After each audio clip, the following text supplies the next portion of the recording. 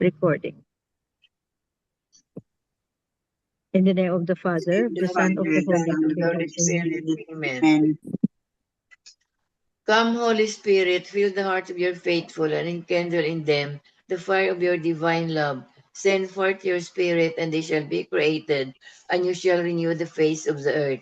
O God, who by the light of the Holy Spirit did instruct the hearts of the faithful, grant us by the same Holy Spirit to release what is right and just, always to rejoice in his consolation through Christ our Lord. Amen. Amen. Amen. Amen. A reading from the Holy Gospel according to Matthew. Glory Glory to to you, you, Lord. Lord. Peter approached Jesus and asked him, Lord, if my brother sins against me, how often must I forgive him? As many as 7 times? Jesus answered, I say to you, not 7 times, but 77 times. That is why the kingdom of heaven may be likened to a king who decided to settle accounts with his servants. When he began the accounting, the debtor was brought before him who owed him a huge amount. Since he had no way of paying it back, his master ordered him to be sold, along with his wife, his children, and all his property, in payment of the debt.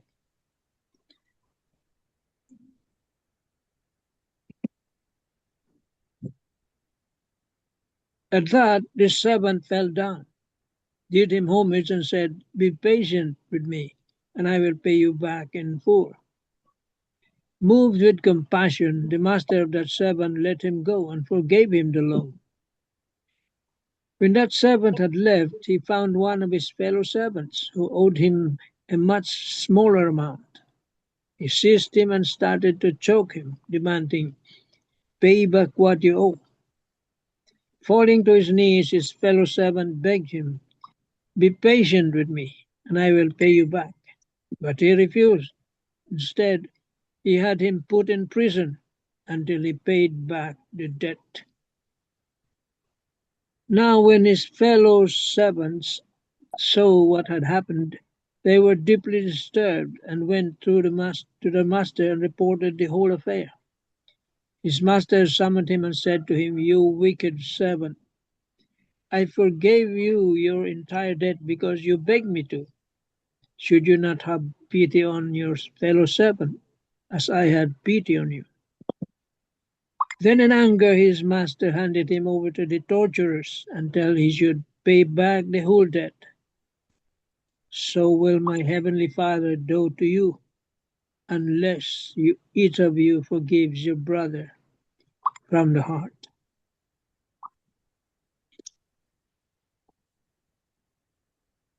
The Gospel of the Lord. Praise Praise to to you, you, To O Lord. you, Lord O Lord Jesus Jesus Jesus Christ. Christ. Christ. The 3 pointers for today's Gospel. Number 1, God's forgiveness is limitless and unconditional. As we look into our lives and realize how blessed we are to be able to experience the truth of the mercy of God, we also realize that in contrast, our forgiveness of others is conditional and even harbors hurts and hatred. Number 2, in today's Gospel, Jesus urges us to forgive as he wants us to forgive sincerely and totally. Number 3, in forgiving others, we are also called to pray for their good and for God to shower his blessings on them. That's the Christ-like, long, forgiving love that he wants us to imbibe in our lives daily. Amen. Amen. Amen. Amen. Amen. Thank you very much, Tita Lim. Beautiful gospel all about forgiveness. Yun. Yeah, forgiveness. Forgiving unconditionally. Yun. So, good evening, Father Dan. Good evening. Amen. Father, good evening. Good evening po. Good By the evening. bell. Iba-iba Your tayo. turn, Father. Akin na talaga. The Lord be with you. Good evening, good morning, and good afternoon. Good Good evening, evening, Father.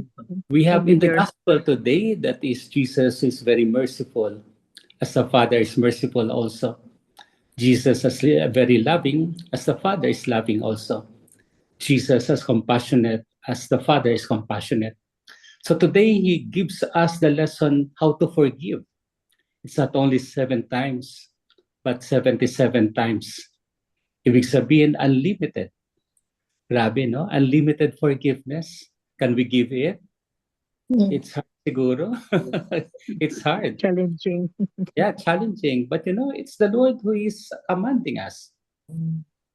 The Lord who is suggesting to us. But I guess it's not only a suggestion, but a command, really. To forgive not only 7 times, but 77 times.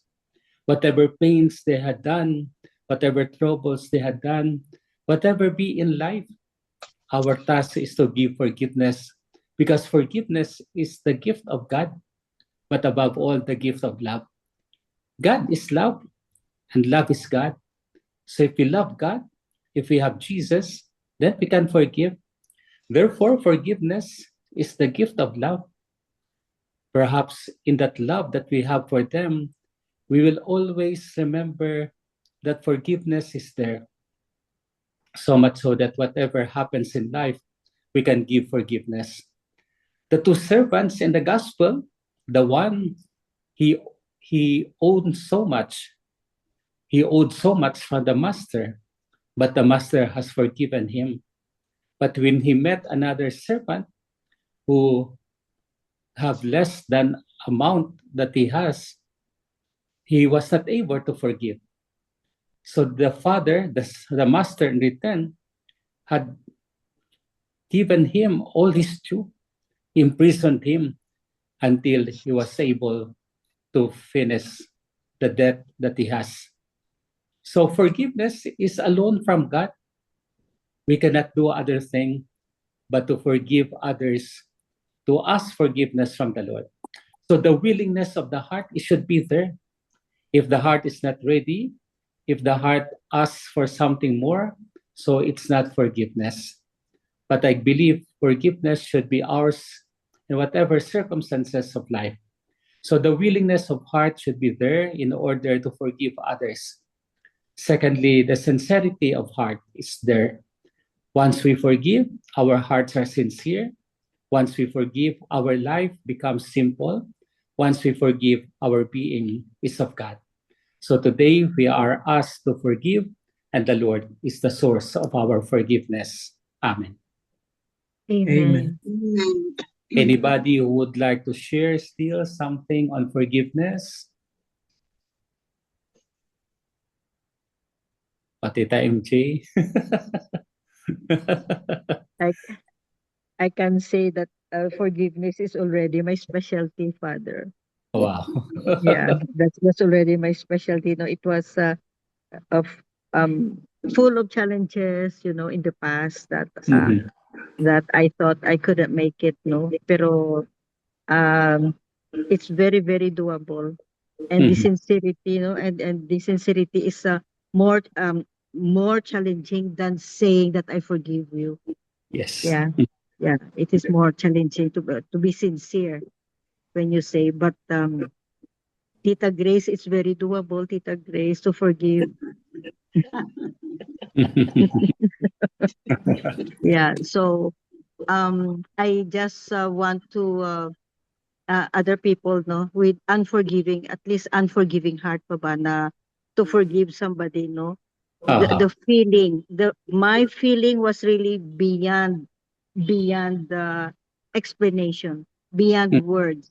Mhm. After I sincerely forgive the person who have hurt me, Mhm.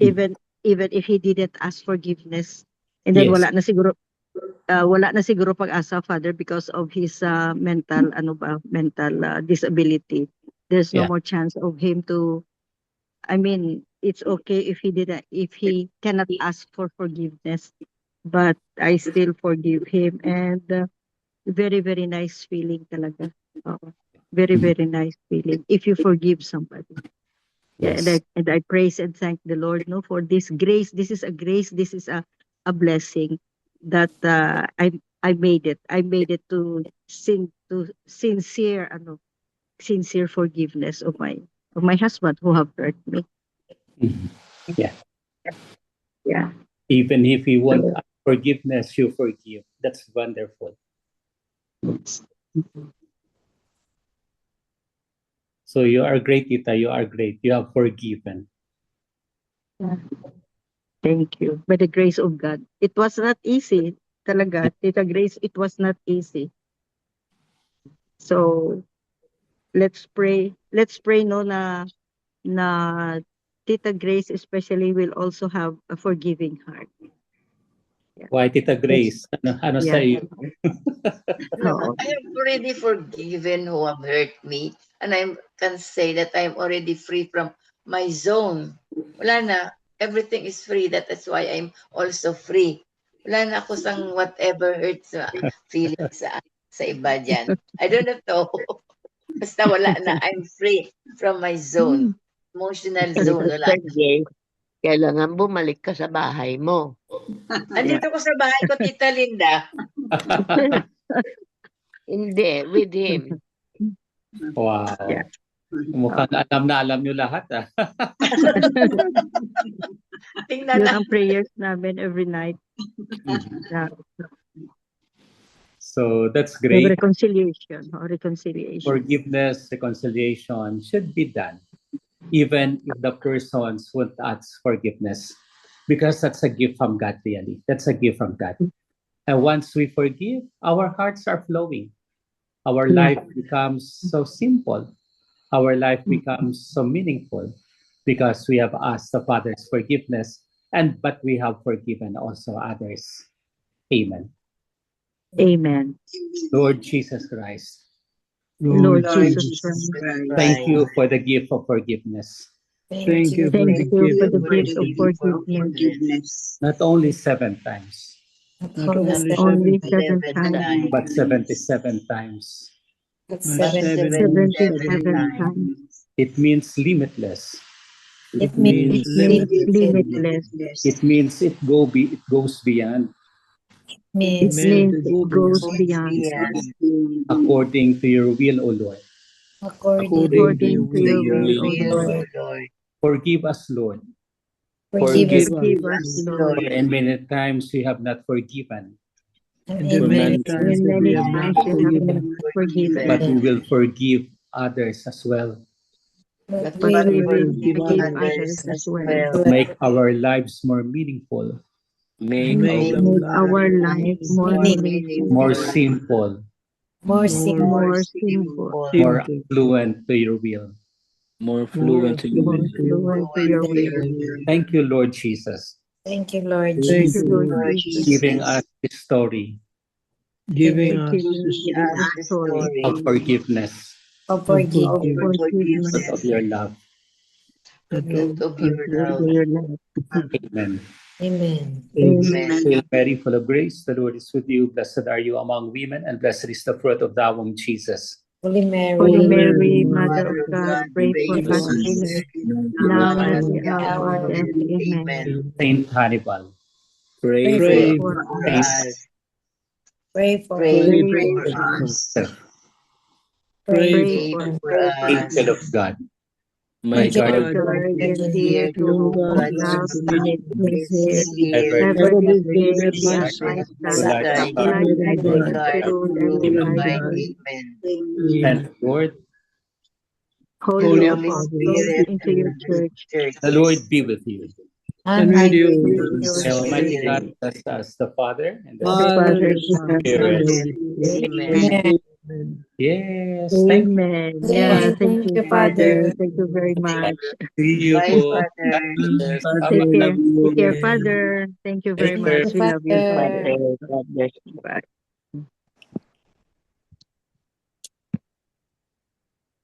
Get Beautiful. dingig mo, Tita Grace.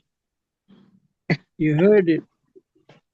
When you Loud and forgive, clear. you must reconcile. there's no forgiveness if there's no reconciliation. We must not deny. See, do not put a period in it. Maliwanag yung gospel. Wala si brother. You will be held accountable unless we forgive.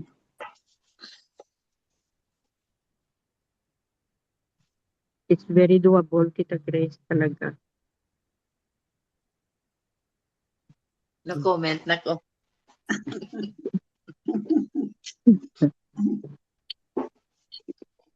Sister Grace, punta tayo Iloilo. Pupunta talaga ako, Tita Linda, sa Iloilo. Oo. Darating siya ng March, 15, 16. 16. Ganun, doon ka mag-Holy Week. Opo. Oo. Sa Hihintay Rojas. nga namin Sa siya. Rojas. Wow. So, Rojas, that's nice. Oo, kasi may yung pinsan ko doon sila, may Santo Enchero. So, That's ako good. doon. yeah. So going back to the gospel, to the message of the gospel is forgiveness, no? I'm sorry, Tita Grace, I have to mention, pero It's okay, because John. Okay lang. we are really, really more than sisters, biological sisters, no? Because we know each other. We know each other since high school ba? Barkada kami ni Tita Grace since high school. So I just want you, Tita Grace, to experience if you sincerely forgive somebody and at least try the first move ba. And then just like what the Father Danny said, no, na even if that person didn't ask for forgiveness, just forgive him all the way, just the same, just like what I did after 30 years. Umuwi ako sa bahay after 30 years. So, Wala. doable, Tita Grace. Let's pray for that, Tita Grace. Let's pray for that. Tito Edmond, Brother Edmond or Tito Mans. Pwede mo lang. Yes. Yes, si Brother Edmond, meron yan, magandang humili niya. Okay, go, brother. Good evening once again, brethren. And for the past few days in our Lenten journey, the gospel readings have been slowly guiding us deeper into the heart of God's mercy.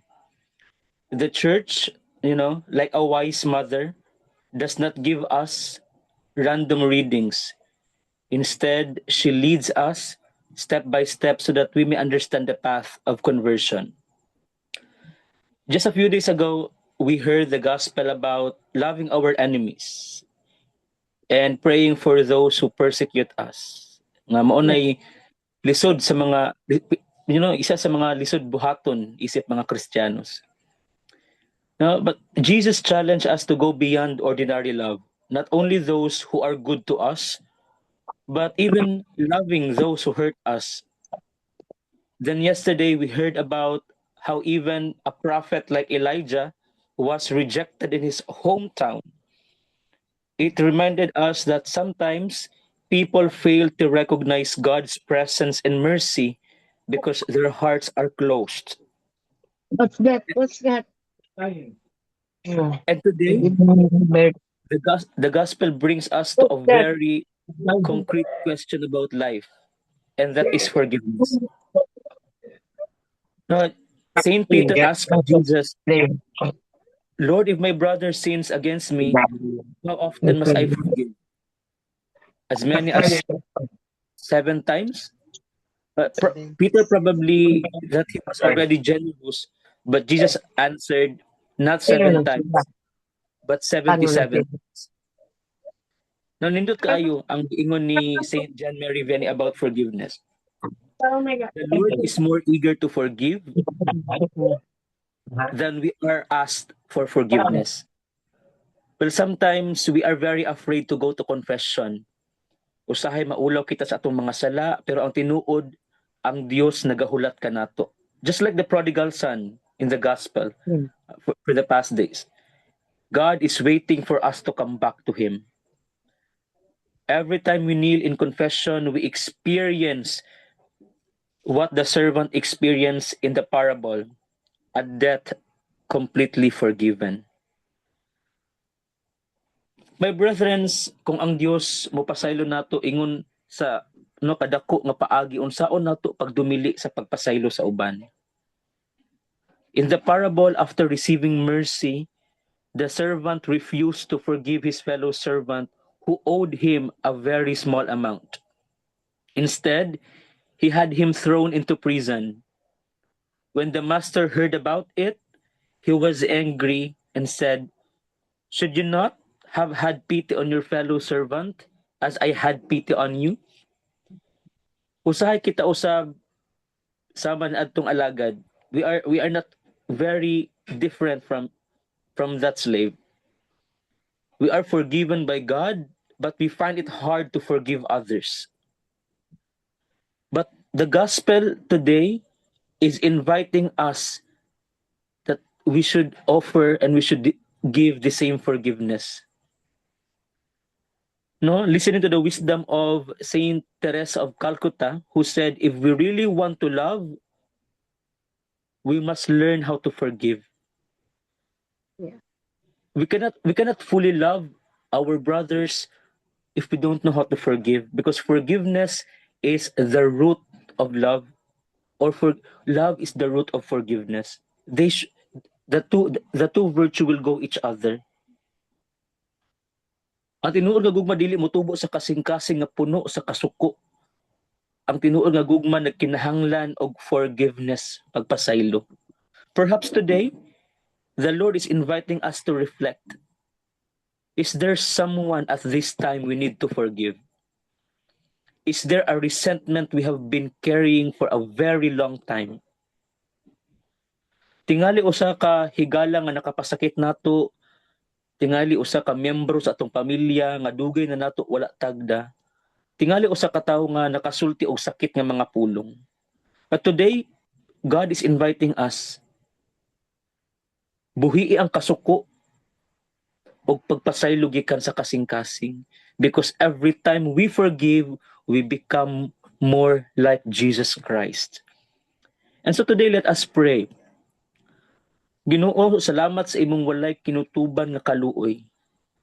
Pasayloa kami sa among mga sala ug tudloi kami sa pagpasaylo sa uban sama sa imong pagpasaylo kanamo. Because in the end, the kingdom of God grows wherever mercy is lived, forgiveness is given, and hearts are transformed by love. Amen. Amen. Wow. Thank you very much, Brother Edmund.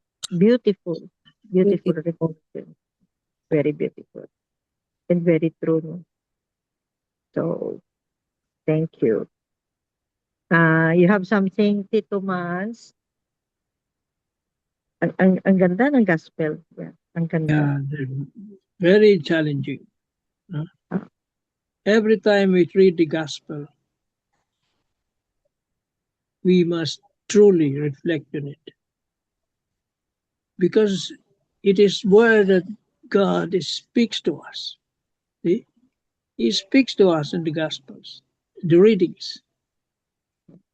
When you pray, you speak to Him. But when you read the good news, the Word of God is speaking to you. Kaya yan ang challenge yan. We do not just read it and nothing happens. It says share forgiveness. We must not be in denial. You see, do not put a period in it. There is always a way. It is prayer. Pray for that grace. God will give you that strength. The experience gonna end. That's why I can say that.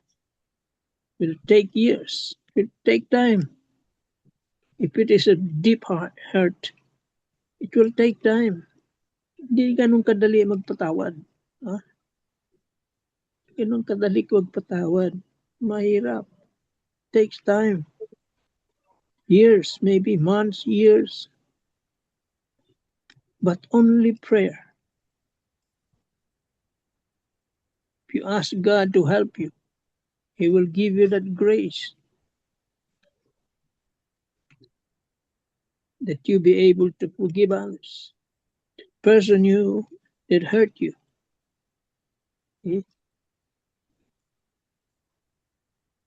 We must not be in denial, feeling that we're happy because we have denied that we have hurt somebody.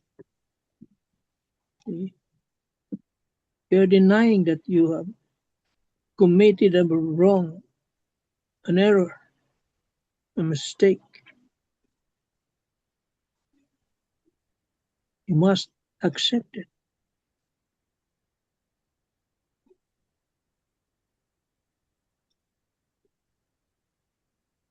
But then it's never easy. With prayer, with your intention, you must have that desire, intention to forgive. And ask God for His grace, and He will help you. He will really help you. Miracles happen.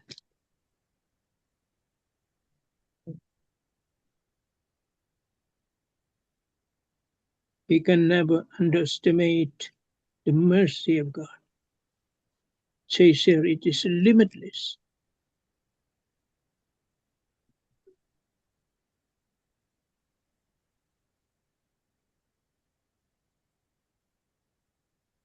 Amen tayo dyan.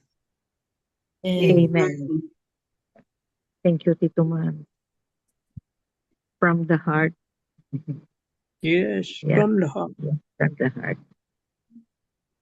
Yeah, thank you. Sabit, you have something to share? Ano, it was, no, actually, that was way back 1991, I think. My husband, he was a good man when I married him, no, but it was 1985. But 1991, maybe it's because malaki na yung sahod niya, a very big company here in Cebu, na malaki talaga yung position, really changed his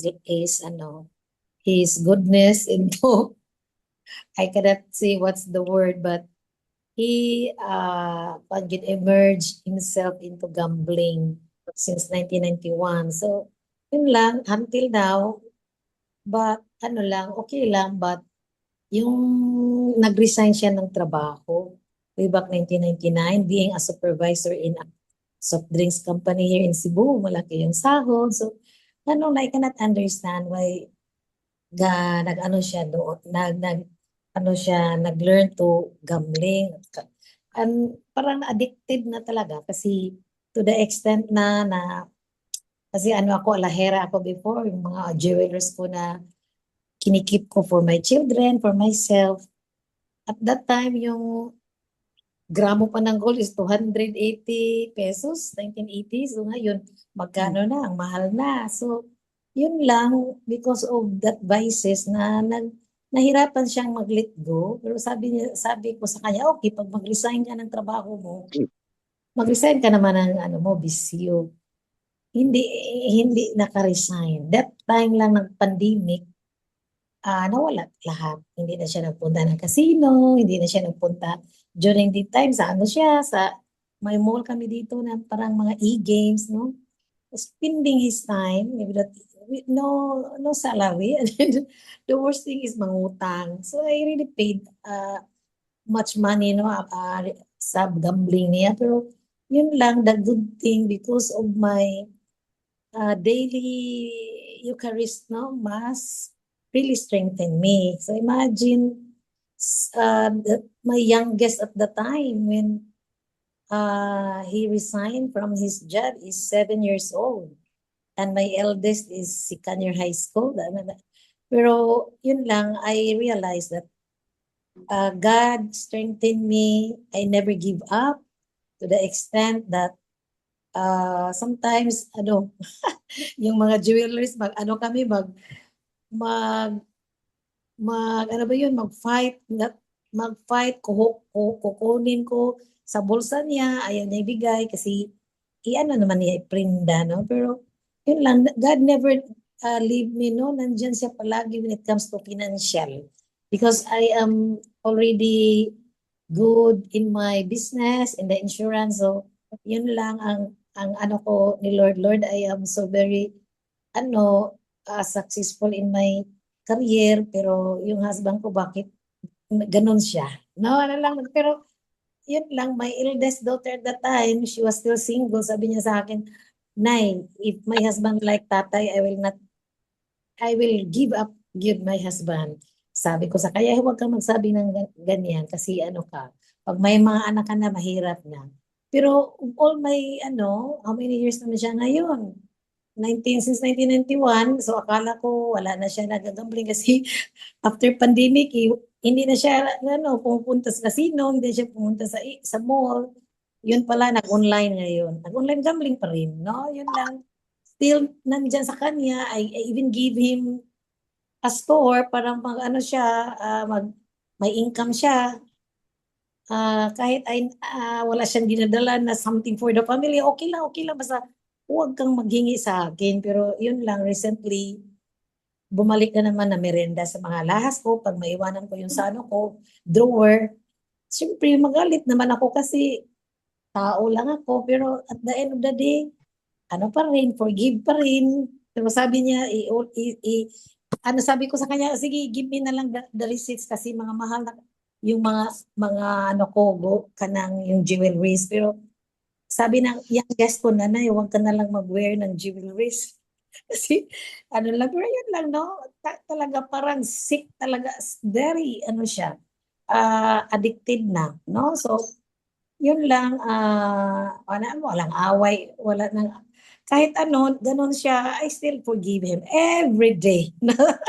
Not only forgive for so many years na kasi kami lang tatlo sa bahay, yung anak kong lalaki siya at ako. No? So, parang my day is not fruitful pag mayroon akong galit na tao. So, yun lang, a very, siguro, Lord, thank you sa grace na to nga. Parang, hindi ako magalit for, siguro in hours lang. At when I sleep, I can still, sige lang, Lord, siya na yung may kasalanan sa iyo, no?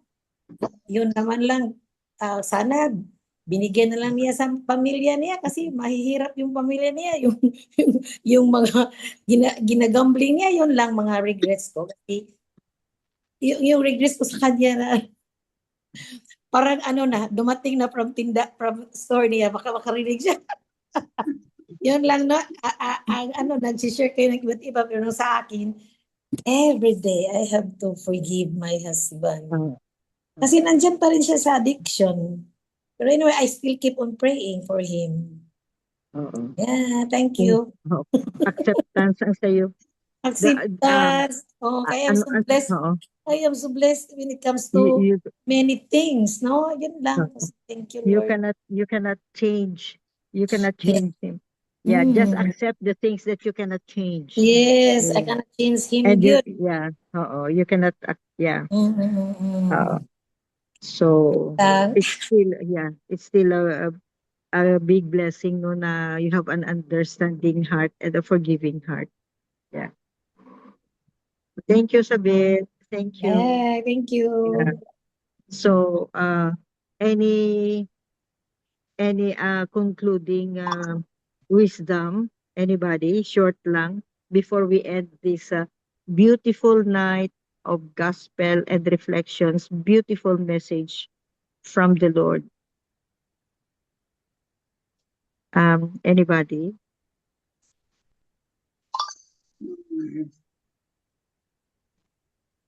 Well, it is always been said,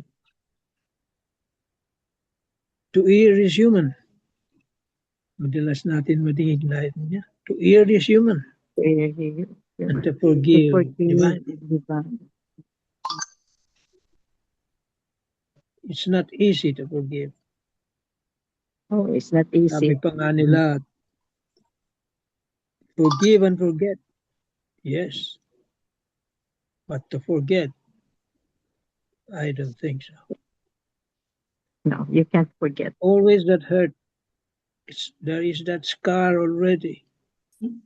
You cannot remove that anymore. To forget there is not to be vengeful. See, yun ang ibig sabihin, forget. Huwag kang mag-revenge. Kalimutan mo yun. Pinatawad mo na eh. We must not have that vengeful heart.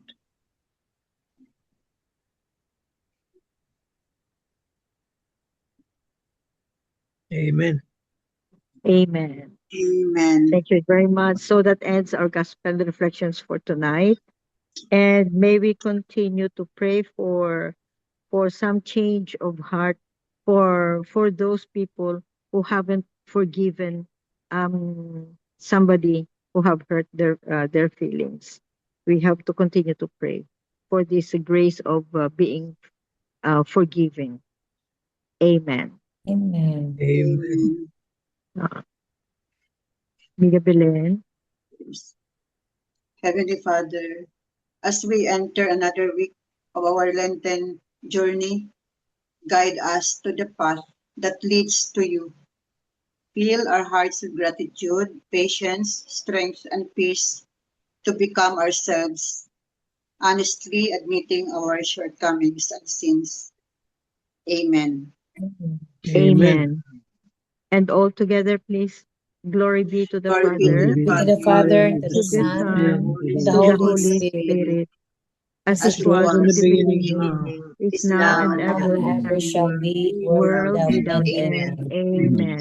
In the name of the Father, In the the Son, Father, and Son, the the the Son, and Holy the Holy Holy Spirit. Spirit. Spirit. Amen. Amen. Amen. Thank you Thank all. you, Thank Thank you, you Father. very God be with much. us And Bye. you Thank guys. you.